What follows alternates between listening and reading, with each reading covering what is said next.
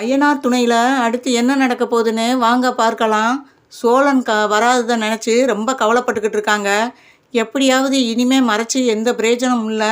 நம்ம எப்படியாவது பாண்டியன்ற விஷயத்த சொன்னோம்னா அதை சேரன் அண்ணாட்ட சொல்லி எப்படியாவது அவங்க கிளம்பி வந்து கூட சோழன் இருக்கிற இடத்த கண்டுபிடிப்பாங்க. என்ன ஆச்சுன்னு தெரியலையே அப்படின்னு சொல்லிட்டு பாண்டியனுக்கு போனை போட்டு எல்லா விவரத்தையும் சொல்ல ஆரம்பிச்சுறாங்க. ஒன்றை கூட அவங்க மறைக்கலை. இங்கே நடந்த விஷயத்த ஃபுல்லாக சொல்கிறாங்க. இதை கேட்டு பாண்டியன் ரொம்பவே ஷாக்காகிறாரு. சோழன் மேலே எனக்கு ரொம்ப நம்பிக்கை இருக்குது, அவர் அப்படியாப்பட்டவர் இல்லை. ஆனால் வீட்டில் உள்ளவங்க யாரும் நம்ப தயாராக இல்லை. எப்படியாவது நீங்கள் சோழனை கண்டுபிடிச்சி கூட்டிகிட்டு வாங்க அப்படின்னு சொல்கிறாங்க. சரி, அந்த கவலையை விடுங்க, நாங்கள் பார்த்துக்குறோம் அப்படின்னு சொல்லிட்டு பாண்டியன் வந்து சேரன்ட்ட சொல்கிறாரு. அண்ணா, இந்த மாதிரி நடந்திருக்கு விஷயம் அப்படின்னு சொல்லவும் இதை கேள்விப்பட்ட சேரன் ரொம்பவே ஷாக்காகிறாரு. பாண்டியன் சொல்கிறாரு, சோழன் சொன்ன விஷயத்தை புறம் சொல்கிறாரு. ஏன்டா இதை முன்னாடியே சொல்லியிருந்தா அவனை அனுப்பியிருக்க மாட்டேனே அப்படின்னு சொல்லவும், சரி நடந்தது நடந்து போச்சு, நீ அதை பேசி பிரயோஜனம் இல்லை, நம்ம வந்து சோழனை காப்பாற்றுற வழியை பார்ப்போம் அப்படின்னு சொல்லிட்டு உடனே வந்து நம்ம இப்பயே கிளம்பணும்னே, இப்பயே நம்ம திருவண்ணாமலை போயே ஆகணும் அப்படின்னவும், சரிடா கிளம்புடா, அவன் எங்கே இருந்தாலும் நம்ம கண்டுபிடிச்சிடலாம் அப்படின்னு சொல்லிட்டு 3 பேருமே பல்லவன், பாண்டியன், சேரன் 3 பேருமே கிளம்புறாங்க. திருவண்ணாமலை வர்றாங்க.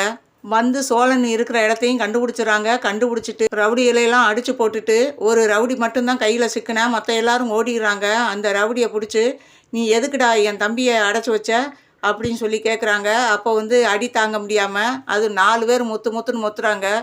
4 பேர் அடியையும் தாங்க முடியாமல் அந்த ரவுடி உண்மையை சொல்லிடுறான். இதுக்கு காரணம், முழு காரணம் வந்து தாசும் மனோகரும் தான். அவங்க சொல்ல சொல்லி தான் நாங்கள் செஞ்சோம் அப்படின்னு சொல்லவும் இதை கேட்டு 4 பேருமே ஷாக்காகிறாங்க. அப்போ தான் சோழன் சொல்கிறாரு, எனக்கு லைட்டாக சந்தேகம் இருந்துச்சு அவங்க மேலே, ஆனால் இந்த அளவுக்கு போவாங்கன்னு நான் நினச்சி கூட பார்க்கலனே அப்படின்னு சேரன்ட்ட சொல்கிறாங்க. அப்போ பாண்டியன் சொல்கிறாப்புல, எனக்கு வீட்டுக்கு வந்து கூப்பிடையிலே எனக்கு சந்தேகம் தான்டா, ஆனால் வந்து நம்ம சொன்னால் யார் கேட்க போகிறா அப்படின்னு தான் நானும் பேசாமல் இருந்தேன்.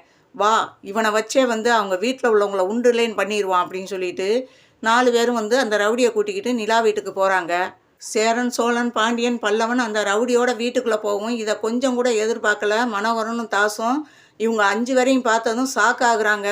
வீட்டுக்குள்ளே இருந்து தேனு, மதி, நிலா எல்லாரும் வர்றாங்க. வந்ததும் சேரன், சோழன், பாண்டியன், பல்லவன் எல்லாத்தையும் பார்த்துட்டு அவங்களுமே நிலாவுக்குமே அதிர்ச்சி ஆகுது. ஏன்னா பக்கத்தில் ரவுடியோடு நிற்கிறாங்க. சோழனை பார்த்துட்டு வேகமாக வர்றாங்க. நிலா வேகமாக ஓடியாந்து அவங்கள அறியாமையே சோழனை கட்டி பிடிச்சிடறாங்க. கட்டி பிடிச்சிட்டு கேட்குறாங்க, எங்கேங்க போனீங்க? சோழன், உங்களுக்கு என்னாச்சு? எங்கே போனீங்க? ஏன் காலையிலேருந்து போனாலும் இன்ன வரையும் வரல? என்னாச்சு உங்களுக்கு அப்படின்னு சொல்லவும், என்னாச்சு சோழன், சொல்லுங்கள் சோழன் அப்படின்னு சொல்லவும், நான் சொல்கிறேன் அப்படின்னு சொல்லிட்டு பாண்டியன் சொல்கிறாரு. இங்கே கேட்குற கேள்விக்கு இந்த ரவுடி பதில் சொல்லுவேன் அப்படின்னு சொல்லவும், என்ன சொல்கிறீங்க பாண்டியன் அப்படின்னவும், அதை தான் இன்னும் கொஞ்ச நேரத்தில் கேட்க போகிறீங்களா, டேய் சொல்லுடா அப்படின்னு சொல்லிட்டு ஓங்கி ஒரு அடி அடிக்கிறாரு பாண்டியன். மனோகரனையும் தாசையும் பார்த்துட்டு அந்த ரவுடி முழிக்கிறான். வேற வழி இல்லை, இவங்க அடிச்சே கொன்று விடுவாங்க அப்படின்னு சொல்லிட்டு ரவுடி சொல்ல ஆரம்பிக்கிறான். இவங்க 2 பேரும் சேர்ந்து தான் இவரை வந்து, நாங்கள் சொல்கிற வரையும் நாங்கள் சொல்கிற இடத்துல அடைச்சி வை, இவன் கொண்டு வர்ற கோல்டையும் பணத்தையும் பத்திரமா வாங்கி வை, நாங்கள் வந்து வாங்கிக்கிறோம், நாங்கள் சொல்கிற வரையும் இவனை வெளியே விடக்கூடாதுன்னு இவங்க 2 பேர் தான் சொன்னாங்க. இவங்க சொன்னபடி தான் நாங்கள் செஞ்சோம். அதில் வந்து நாங்கள் 4 பேர் இருந்தோம், அதில் 3 பேர் தப்பிச்சு ஓடிட்டாங்க. இப்போ நான் தான் இவங்ககிட்ட மாட்டிக்கிட்டேன் அப்படின்னு சொல்லி எல்லா உண்மையும் அந்த ரவுடி சொல்ல ஆரம்பிக்கிறாப்புல. இதை கேட்ட நிலா அவங்க அப்பாவை பார்த்து கேட்குறாங்க, எப்படிப்பா உங்களுக்கு இப்படியெல்லாம் மனசு வருது? நல்லவே மாதிரி சீனை போட்டு இவ்வளோ நேரம் அப்படியே உங்கள் மேலே தப்பு இல்லாத மாதிரியே பேசுனீங்களே, நாங்கள் நம்பி தானம்மா மாப்பிள்ளையை நினச்சி இப்படி ஒரு பெரிய பொறுப்பை கொடுத்தோம், இப்படி ஓடி போயிட்டானே அப்படின்னு சொல்லி திட்டாந்தரமாக அவர் மேலே ஒரு பழியை தூக்கி போட்டிங்களேப்பா, நீங்களும் அண்ணனும் சேர்ந்து எப்படிப்பா இப்படி சோழன் மேலே உங்களுக்கு பழி போட மனசு வருது அப்படின்னு சொல்லி நிலா கோவமாக கத்துறாங்க. அப்போ தான் தேனு வந்து வாயை திறக்கிறாங்க. நிறுத்திடி, என்னடி ஓவராக அவங்க அப்பாவை மிரட்டிக்கிட்டு இருக்க? ஏண்டி, சாதாரண நம்ம வீட்டுக்கு கார் டிரைவராக வந்தவன் எப்படி எங்களை மாப்பிள்ளையை ஏற்றுக்கிற சொல்கிற? இவனை போய் எங்கள் மாப்பிள்ளையை நாங்கள் ஏற்றுக்கிற முடியுமாடி? அதனால தாண்டி நீ என்ன சொன்னாலும் அவனுக்கு சப்போர்ட் பண்ணியே பேசிக்கிருந்த. எங்களுக்கு அது கொஞ்சம் கூட பிடிக்கல. நீ அவனுக்கு சப்போர்ட் பண்ணி பேச பேச இவனை எதையாவது பண்ணணும்னு நாங்கள் 3 பேரும் திட்டம் போட்டோம்.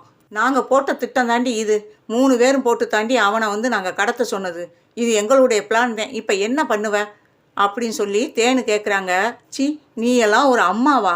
உன்னை அம்மான்னு சொல்லவே எனக்கு வெக்கமாக இருக்குது அப்படின்னு சொல்கிறாங்க. ஏண்டி, இவனை புருஷனா ஏற்றுக்குருவ, என்னை அம்மான்னு சொல்ல உனக்கு வெக்கமாக இருக்கா அப்படின்னு மறுபடியும் தேனு சண்டைக்கு வர்றாங்க. இங்கே பாரு, உனக்கு பிடிக்கலன்னு தானே நான் போயிட்டேன்ல, அதுக்கப்புறம் எதுக்கு வந்து உன் வீட்டுக்கார் வந்து என்னை கூப்பிட வந்தார்?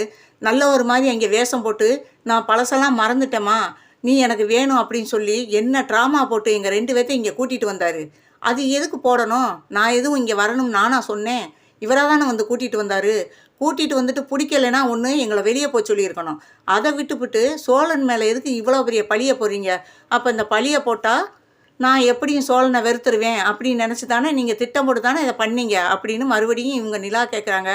ஆமாடி, அதுதாண்டி, இவன் மேலே திருட்டு பழி போட்டோம்னா எப்படியாவது அதுலையாவது இவனை வந்து நீ தப்பாக எடுத்துக்கிருவ. தப்பாக எடுத்து உன் வாயினாலே இவனை வீட்டை விட்டு வெளியே விரட்டணும் தாண்டி எங்களுடைய பிளானு. அதாண்டி எங்கள் பிளானு. இவங்க மட்டும் வரலனா இப்போ நீ வந்து இவனை திருடன் தான் நீ நம்பியிருப்ப. அப்படியாவது இவனை விரட்டி விட்டுருவோம்னு நாங்கள் நினச்சோம். ஆனால் என்ன பண்ண? உன் தலையெழுத்தை மாற்ற யாரால் முடியும்? இன்னும் இவனுக்கு தானே சப்போர்ட் பண்ணி பேசுகிற அப்படின்னு சொல்லவும், ஆமாம், நீங்கள் இவர் மேலே திருட்டு பழி போடுவீங்க, அதை நாங்கள் ஒத்துக்கிறணும் அப்படித்தானே அப்படின்னு சொல்லி கேட்குறாப்புல. அப்படி என்ன தடி கண்டா இவங்கிட்ட அப்படின்னு சொல்லி கேட்குறாப்புல. இங்கே பாருங்க, உங்கள்கிட்ட வேணால் பணம் காசு இருக்கலாம், ஆனால் வந்து பாசத்தை விலை கொடுத்து வாங்க முடியாது. அவங்ககிட்ட பாசம் கொட்டி கிடக்குது. அதனால தான் நான் அவங்கள மறந்துட்டு நல்லபடியாக நான் சந்தோஷமாக தான் இருந்தேன். இங்கே வந்து 2 நாளைக்குள்ளே என் மனசை படாத பாடு படுத்தி வச்சுட்டீங்க. பணம் இருக்கிற இடத்துல நிம்மதி இருக்காதுன்றத இங்கே வந்து நான் தெரிஞ்சுக்கிட்டேன் அப்படின்னு சொல்கிறாங்க. அதுக்கப்புறம் தான் சேரனும் வாயை திறந்து கேட்குறாரு. அம்மா, நீங்கள் என்ன வேணாலும் பேசிக்கங்க, நான் தப்புன்னு சொல்லலை.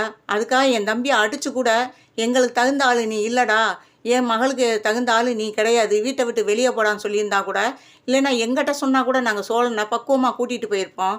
அதுக்காக இப்படி ஒரு திருட்டு பழியை போட்டு அவனை வெளியேற்றணும்னு நீங்கள் நினச்சி ரொம்ப தப்புமா அப்படின்னு சொல்கிறாரு சேரன். சும்மா நிறுத்துடா, ரொம்ப சீனை போடாதீங்கடா அண்ணனும் தம்பியும் அப்படின்னு சொல்லி தேனு அவர்கிட்டையும் சண்டைக்கு போகிறாங்க. ஏண்டா, எங்களுடைய ரேஞ்சு என்னன்னு தெரிஞ்சதுக்கு பின்னாடி நீங்கள் தான்டா ஒதுங்கணும். அதை விட்டுவிட்டு நீங்கள் இவளை தானே உங்கள் வலையில் சிக்க வச்சு என்ன சொன்னீங்களோ ஏது சொன்னீங்களோ இப்படி சொக்குப்படி போட்ட மாதிரி இங்கே வந்தும் கூட உங்கள் பேச்சாதான்டா பேசிக்கிட்டு இருக்கா. பெற்றவங்களை பற்றி கொஞ்ச நேரம் கூட யோசிக்க மாட்டேங்கிறா. எப்போ பார்த்தாலும் சேரனன்னா பல்லவன் பாண்டியன் இப்படி தான் பேசிக்கிட்டு இருக்காளே ஒழிய இந்த வீட்டையே அவன் மறந்துட்டாடா. அப்படி மாற்றி வச்சிருக்கியடா அவளை அப்படின்னு சொல்லி, அந்த வீட்டில் என்னடா வசதி இருக்குது, அவளை கொண்டு போய் அங்கே வச்சிருக்கீங்க. எங்களுக்கு அவள் கஷ்டப்படுறது கொஞ்சம் கூட பிடிக்கல. இவட்ட சொன்னாலும் அதை பக்குவமாக அவளுக்கு புரிஞ்சுக்கிற தெரியலை. அதனால தான்டா நாங்கள் வந்து இப்படி திட்டம் போட்டால் தான் இவன் வந்து டோட்டலாக அவனை மறப்பான்னு சொல்லி தான் நாங்கள் திட்டம் போட்டோம். இப்போ என்னடா பண்ணணுங்கிறீங்க அப்படின்னு சொல்லிட்டு தேனு ஓவராக பேசுகிறாப்புல.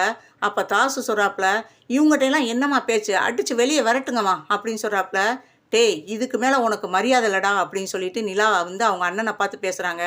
இனிமே வந்து மரியாதை இல்லாமல் பேசுன அவளை நீ செஞ்ச தப்புக்கு நீங்கள் 2 பேரும் கம்பி எண்ணணும். அதை விட்டுவிட்டு அவங்கள விரட்டுன்னு சொல்கிறியா அப்படின்னு சொல்லிட்டு பாண்டியனை பார்த்து சொல்கிறாங்க. உடனே வந்து போலீஸ்க்கு ஃபோன் பண்ணுங்க, இவங்கள வந்து உடனே வந்து கைது பண்ணிட்டு போகணும். கஷ்டப்படுறவங்களை நினச்சி இவங்க உணர்றதுக்கு ஒரு வாய்ப்பாகவும் இருக்கும் அப்படின்னு சொல்கிறாங்க. கொஞ்சம் கூட யோசிக்காமல் பாண்டியனும் உடனே ஃபோனை போடுறாரு. அங்கே வந்து 2 போலீஸும் வர்றாங்க. விஷயத்தை கேள்விப்பட்டதும் இவங்க 2 பேர்த்தையும் கைது பண்ணி கூட்டிகிட்டு போகிறாங்க.